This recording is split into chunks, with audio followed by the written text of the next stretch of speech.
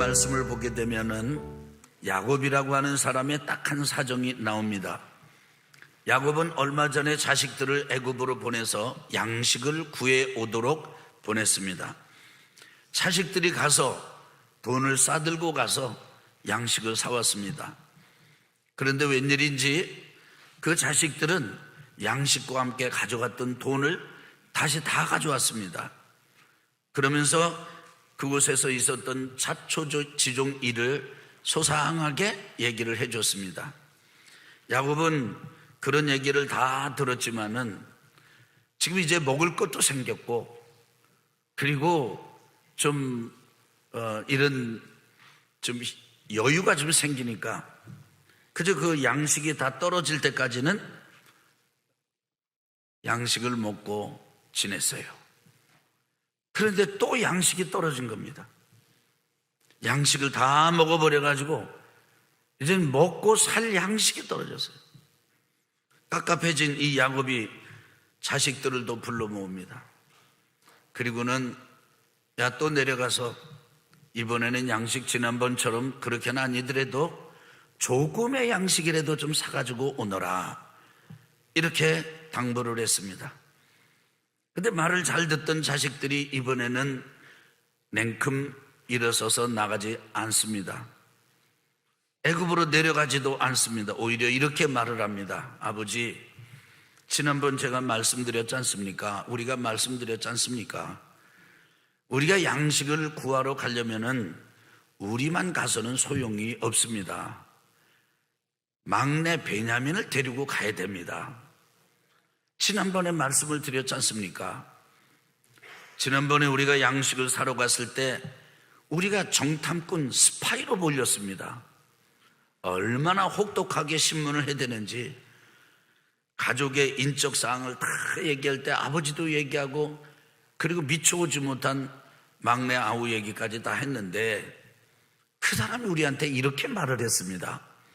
그 막내 아우를 데리고 오지 않으면은 나를 만날 수도 없고 너희는 양식을 얻을 수도 구할 수도 살 수도 없다.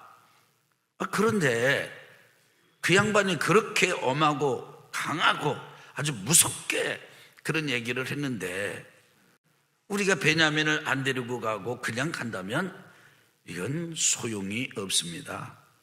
못 가는 게 아니라 아예 안 가겠습니다. 이렇게 자식들이 나서는 겁니다. 그러니까 아버지 야곱이 그들에게 뻔히 사정을 다 알면서도 야, 왜 막내 아들이 있다고 얘기를 해가지고 내가 이런 고통을 겪도록 만든다는 말이냐 이놈들아, 탄식을 하는 얘기가 오늘 읽은 말씀 속에 나옵니다. 믿음의 조상 아브라함의 아들이 이삭이고 그 이삭의 아들이 야곱입니다. 그러니까 아브라함으로 친다면 야곱이 손자예요. 이런 야곱이 그야말로 난감합니다.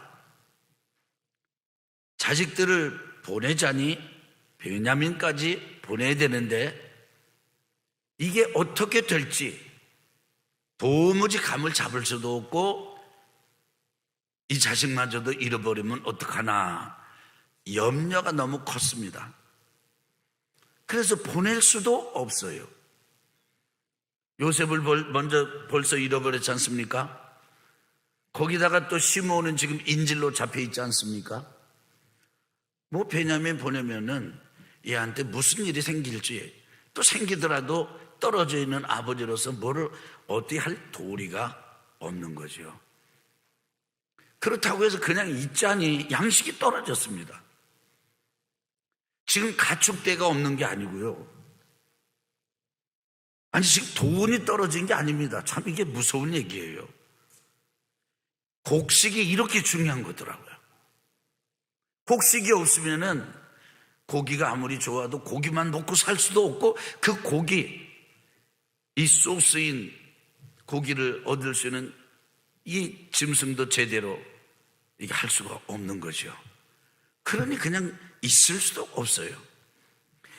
있기도 그렇고 보내기도 그렇고, 이렇게 할 수도 없고 저렇게 할 수도 없고, 이런 곤혹스러운 상황이 이제 생겨난 배경에는 풍년의 7년이 지나고 흉년이 시작이 돼서 흉년 초입에 들어선 그런 이런 경제적이고 이런 상황이 뒤에 배경으로 깔려 있습니다.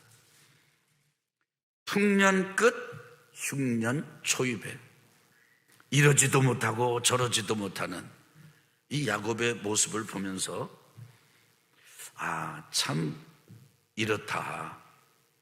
여기에서 오히려 우리가 이 이야기에서 성도들이, 하나님의 백성들이 흉년의 시절, 어려운 때, 고통스러운 때를 견디는 방법, 법을 배울 수가 있구나 라는 사실을 가지고 오늘 여러분에게 은혜를 나누고자 합니다. 첫째는 이런 어려운 일을 만났을 때, 당할 때 꼭 이렇게 우리가 믿어야 됩니다. 뭐를 믿어야 되느냐면은 모든 일에는 다 하나님의 섭리가 있다는 것을 믿어야 됩니다. 여러분, 지금 하나님이 큰 그림을 그리고 계세요. 아브라함, 믿음의 조상 아브라함 얘기했지 않습니까? 아브라함을 갈대아 우르에서 부르실 때 하나님께서 아브라함에게 4가지 복을 약속하셨습니다. 제가 정리해 보니까 4가지더라고요. 첫째는 뭐냐면 큰 나라를 이루게 해주겠다. 두 번째로는 내가 복이 되게 해주겠다. 세 번째로는 너를 통해서 다른 민족이 복을 얻도록, 그래서 너를 축복의 통로가 되게 해주겠다. 이를 위해서 내가 너에게 땅을 주겠다. 그러니까 내가 내게 지시하는 땅으로 가라. 땅 얘기를 하지 않습니까? 아브라함이 가나안 땅으로 왔습니다. 아브라함이 거부가 된 것 사실이고 그 아들 이삭도 대단한 명망이 있는 족속으로 성장한 것도 사실입니다. 그러나 아직 번듯한 나라라고는 하기가 곤란합니다. 축복, 복이 됐다. 물론 아브라함, 이삭, 야곱 다 복 있는 사람이에요. 여러분, 야곱만 하더라도 야곱 때문에 외삼촌 라반이 복을 받았습니다.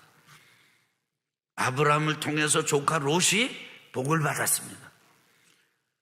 그래서 복 있는 사람이 된 것은 틀림이 없고 축복의 통로가 되는 것도 틀림이 없지만은, 그러나 딱 확실하다, 진짜 이것 때문에 하나님이 부르셨다, 이게 하나님의 복이다 하기에는 2%가 부족합니다. 이런 이 야곱의 이 인생 쭉 펼쳐지는 걸 보면서 하나님은 이렇게 인도하시고 계시거든요. 지금 큰 나라를 세우기 위해서 나라의 소중함을, 나라를 잃어버리는 걸 통해서 깨우치게 하고 있습니다. 그게 애굽으로 내려가는 거예요. 그리고 애굽에서 가서 세월이 한 바퀴 지나서 요셉의 이름을 잃어버린 사람들이 일어났을 때, 그때 이스라엘 백성들은 노예가 돼버리고 맙니다. 노예의 특징이 뭐죠? 노예는 나라가 없는 사람들이에요.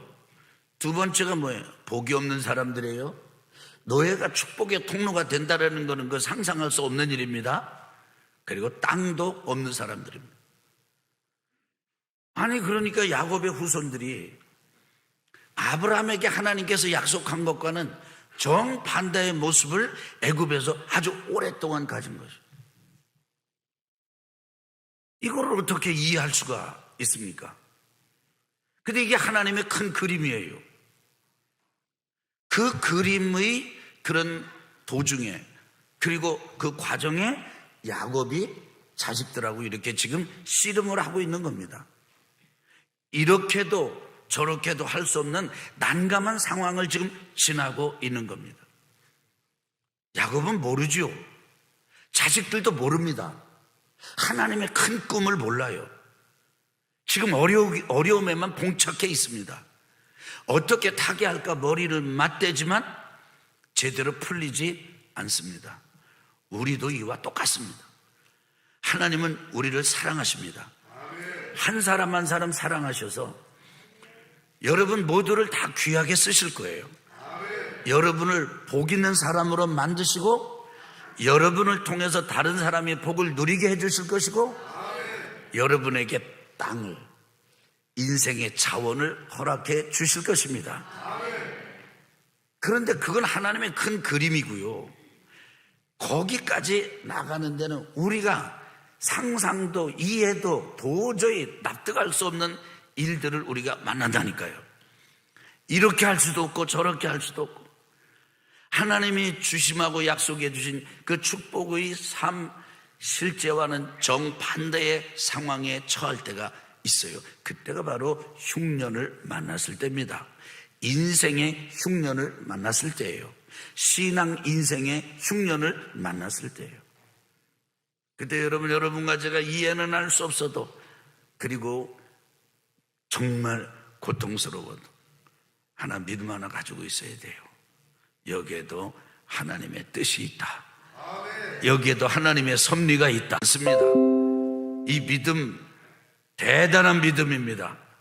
이 대단한 믿음의 소유자들이 되시기를 예수 그리스도 이름으로 축원합니다. 아멘.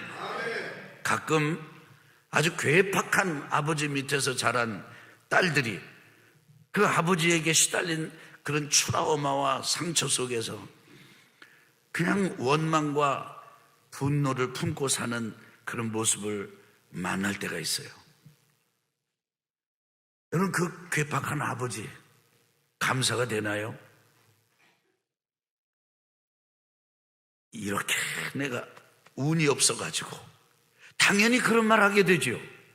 그런데요, 그런 아버지를 만난데도 우리는 이해할 수 없어요. 그런데 거기에도 하나님의 섭리가 있어요. 하나님의 뜻이 있어요. 여러분 이건 배우자도 그렇습니다. 자녀도 그렇습니다. 형제도 그렇습니다. 어떻게 한 배에서 나가지고 이럴 수 있단 말인가? 여러분 요셉이 나중에 뭐라고 이야기하던가요? 요셉이도 그것 때문에 고민했다는 거 아닙니까? 그랬는데 그때 하나님께서 야, 내가 너를 미리 먼저 여기 보냈다. 그래가지고 나라를 이루고 축복의 통로가 되는 백성들을 일으키고 새로운 하나님의 은혜를 누리도록 예비하신 거라는 거잖아요. 그 얘기를 형제들 앞에서 요셉이 철철 울면서 이야기하지 않습니까? 사랑하는 성도 여러분, 아주 곤란한 상황을 만나서 이도 저도 어찌할 수 없을 때 그때 고백하십시다. 한번 해볼까요? 여기에도 하나님의 섭리가 있다. 아멘. 하나님의 뜻이 있어요. 두 번째로는 이렇게 흉년 어려운 일 잘 안 될 때 혼란스러울 때가 있다는 것을 받아들여야 됩니다. 살면서 우리가 가장 힘들 때가 어느 때냐면요, 이상적인 기대를 가지고 살 때 어려워요. 여러분 세상은 이상적인 곳이 아닙니다. 공식처럼 되는 데가 아니에요. 결혼했으면 남편은 이러해야 한다, 이상적인 모습이 있어요.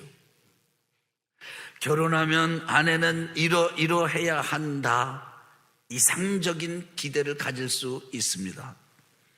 자녀를 낳으면 아버지는 이러해야 되고 어머니는 이러해야 된다. 그런데 그렇지 못하거든요. 여러분과 제가 아주 정말 이 혼란스러워. 여러분 보세요. 야곱이 좀 양식을 조금만 더 구해와야 되겠다 이렇게 하는데 자식들이 못 가겠다는 거 아니에요. 근데 왜 못 가겠다는 거예요? 누가 무서워서? 애굽의 그 공무원이 무서워가지고 못 가겠다는 거예요. 그러면서 지금 누구 말을 어겨요? 아버지 말을 어기는 거죠. 눈앞에 있는 아버지보다 저 멀리 떨어지는 애굽의 그 국무총리, 그 사람이 더 무서운 거예요. 가봤자 안 된다는 거예요. 아주 부정적이고 근데 이 자식들이 원래 이런 자식들이 아니에요. 여러분, 야곱이 또 뭐라 그럽니까? 야, 너 왜 막내가 있다고 얘기를 해가지고 말이야, 이런 어려움을 내가 겪도록 만드니? 이렇게 하잖아요. 아이고, 아니 지금 야곱이 지금 이거를 지금 처음 합니까? 이미 알고 있어요. 첫 번째 곡식 사가지고 왔을 때 이미 얘기 다 들은 얘기예요. 다시 곡식을 사러 보낸다, 그럼 베냐민과 함께 보낸다, 그래야만 한다, 이거 이미 들은 얘기예요. 근데 지금 아예 안 들은 것처럼, 못 들은 것처럼, 처음 듣는 것처럼 야곱이 이야기합니다. 그러나 이미 알고 있는 사실입니다. 보니까 지금 집안이 어때요? 어수선해요. 질서가 없어요. 혼돈스러워요. 혼란스러워요. 여러분, 인생이라는 게 그렇습니다. 신앙 인생도 그렇습니다. 믿음이 충만한데도 또 여전히 의심의 이 그림자가 있잖아요. 확신이 있는데도 거기 또 의심도 끼어들고. 여러분, 신앙 인생 자체가 뭐냐면 확실하게 잡아놓고 계단 올라가듯이 이렇게 올라가는 게 아니에요. 아주 혼란스러울 때가 있어요. 혼돈스러울 때가 있어요. 여러분, 결혼했는데 배우자가 이런 사람인지 다른 사람이라고 기대를 했는데 아니야. 여러분, 그런 경험 있으세요? 얼마나 난감합니까? 근데 이게 거기다가 흉년까지, 어려움까지 겹치면요, 혼란은 말할 수 없이 복잡해집니다. 여러분, 이럴 때는 결정을 하시면 안 됩니다. 이럴 때는 그냥 지켜봐야 돼요. 견뎌야 돼요. 혼란스러운 이런 혼돈의 때가 있다는 것도 여러분 꼭 기억하세요. 언제 더 이렇게 혼돈스럽습니까? 빛이 오기 전에요. 풀리기 전에요. 오늘 말씀을 딱 지나고 나면요, 야곱이 어떻게 하냐면 보냅니다. 결정 딱 해서 보냈어요. 근데 그때부터 이게 문제가 풀려. 결정을 내리고 그렇게 두려웠는데 하니까 이제 나중에 여차해가지고 잃어버린, 죽은 줄만 알았던 요셉 아들을 만나는 역사도 일어납니다. 여러분, 혼돈스러울 때, 혼란스러울 때 너무 자기 자신을 탓하지 마세요. 여러분, 사람은 다른 사람에게 말하기도 하지만 바로 자기 자신에게도 말을 하거든요. 근데 자기 자신에게 하는 말이 곱지가 않아요. 아주 거칠어요. 아주 교묘하고 아주 씁니다. 아주. 이걸 영어로는 self-talk이라고 말합니다. 스스로에게 하는 말이에요. 여러분, 다른 사람이 나에게 하는 말도 안 좋은 말에 힘이 드는데 내가 나에게 안 좋은 말을 하는 것. 그래서 이렇게 지금 혼란스럽고 이렇게 무질서하고 이렇게 도무지 종을 잡을 수 없는, 종 잡을 수 없는 이런 상황. 그러게 말이야, 내가 이렇게 하려고 했는데 그때 그걸 미처 못해가지고 아이고 나 바보야. 지금 누가 누구에게 하는 거예요? 내가 나에게 하는 거예요. 오히려 그럴 때는 이렇게 말해줘야 합니다. 한번 따라서 해보실래요? 한번 따라서 해보실래요? 야, 천천히 가자. 이게 지금 누구한테 하는 말이에요? 내가 나한테 하는 말이에요. 다시 한번, 좀 천천히 가자. 누가 누구에게? 내가 나에게. 안개가 거칠 거야. 이 혼란은 가라앉을 거야. 결정은 뒤로 남겨두고 이럴 때는요, 천천히 가면 돼요. 아멘. 세 번째로는요, 실수할 수 있다는 것을 인정해야 합니다. 여러분, 지금 야곱을 보면 야곱이 그 아들들을, 자식들을 기르는데 야곱이 참 실수가 많아요. 요셉이 지금 형제들한테 팔려가지고 애굽으로 갔지 않습니까? 그렇게 된 이유가 뭡니까? 뭐 꿈 얘기도 있고 다 있지만은 다른 형제들한테 질투가 난 거잖아요. 시기가 난 거잖아요. 근데 그렇게 된 거는요, 아버지 야곱이 요셉만 이뻐해가지고 그래. 요걸 편애라고 그러잖아요. 안 하려고 하는데도 그렇게 되는 거예요. 얘만 내가 여기려고 하지 않는데도 그냥 그렇게 돼. 그래서 그 아들 지금 잃어버렸잖아요. 그런데 야곱의 실수는 끝나지 않습니다. 지금은 누구를 편애하고 있습니까? 막내 베냐민을 편애하고 있어요. 다른 아들들은 아버지 그럼 우리 아들 다 죽어도 돼요? 이런 거 아니겠어요? 근데 야곱은요, 이런 실수가 반복되고 거듭되는데도 그게 야곱이에요. 그게 여러분과 저예요. 실수하지 않는 사람은 한 사람도 없어요. 실수를 원하는 사람도 한 사람도 없어요. 실수를 좋아하는 사람도 없습니다. 근데 실수하지 않는 사람이 없어요. 그러니까 실수할 때는요, 그냥 실수를 좀 인정해야 돼요. 아우, 제가 실수했습니다. 아, 제가 좀 실수를 했네요. 아, 죄송합니다. 다시 한번 해보겠습니다. 기회를 한번 다시 가져볼 수 있겠지요? 이렇게 하는 게 훨씬 편하다고요. 한번 해봅시다. 아, 제가 실수했습니다. 참 안 되지요? 발음이 잘 안 되죠? 아주 이렇게 애들러가지고, 글쎄, 뭐, 이렇게는 하는데, 딱 떨어지게 따라합시다. 제가 실수했습니다. 실수했나 봅니다. 이것도 아니고요. 그냥 제가 실수했습니다. 그렇게 말할 수 있어야 돼요. 근데 사람들이 그냥, 이게 문풍지, 그냥 떨듯이 막 실수를 안 하려고 그냥 안간힘을 쓰고, 그 다음에 실수를 한 다음에는 요거를 감추려고 안간힘을 쓰고, 또 인정하지 않으려고 다른 걸로 자꾸 합리화시키려고 바들바들 떱니다. 근데 기가 막힌 건 그렇게 하면요, 그렇게 하는 사람의 내적 에너지가 다 빠져버려요. 아주 그냥 소진이 돼버려요. 그래서 사람은 에너지가 있어야 되거든요. 힘이 있어야 돼요. 막 자랑한다고 힘 있는 게 아니에요. 그냥 그렇구나, 내가 실수했구나. 이거 참 그러네. 왜냐하면 이 실수할 때는요, 치르는 대가가 만만치가 않아요. 체면이 다 떨어져. 명성이 금이 가는 게 아니라 그냥 명성이 다 박살이 나요. 그건 만만치 않아요, 진짜. 써요. 아픕니다. 고통스럽습니다. 그래도 여러분과 제가 나도 실수할 수 있어. 왜냐면 우리는 완벽하지 않거든요. 완벽한 사람이 하나도 없어요. 나의 완벽을 주장하면 주장할수록 완벽으로부터 거리가 멀어져요. 그리고는 속은 다 탈진이 돼요. 금방 에너지가 다 떨어져요.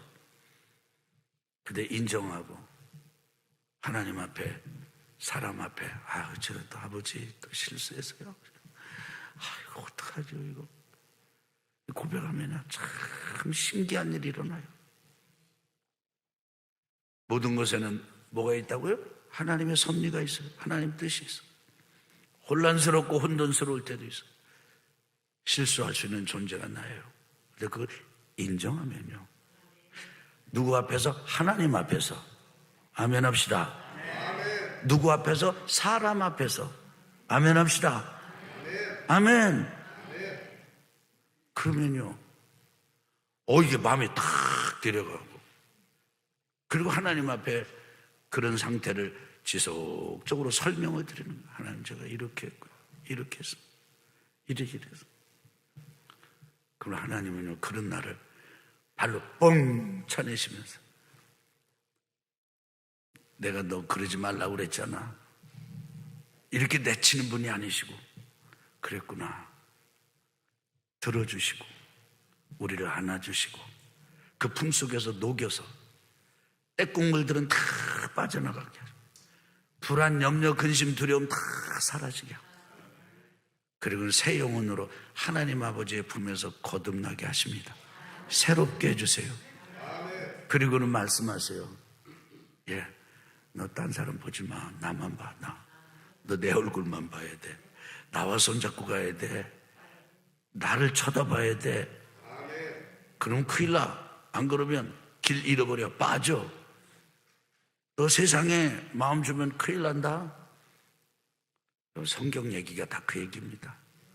이번 주가 수요일 저녁이 제의 수요일입니다.